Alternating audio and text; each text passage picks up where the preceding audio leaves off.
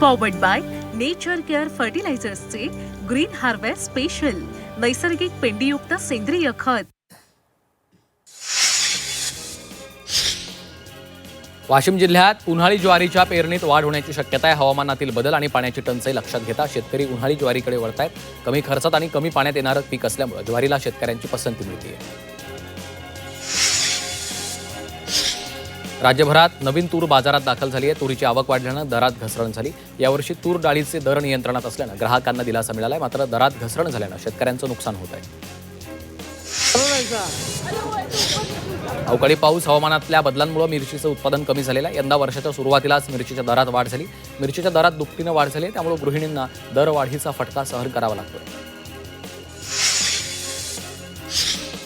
हापूसच्या गोडीपुढे America झुकली आहे। अमेरिकेकडनं भारतीय हापूस आंब्यावर आकारले जाणारे 18 ते 50% आयात शुल्क रद्द करण्याचा निर्णय अमेरिकेने घेतला, त्यामुळे आंबा निर्यात क्षेत्रात उत्साहाचं वातावरण आहे। यंदा हंगामामध्ये दररोज सुमारे 5000 पेट्या आणि एकूण 10,000 टनांपर्यंत आंबा परदेशात पाठवला जाऊ शकतो।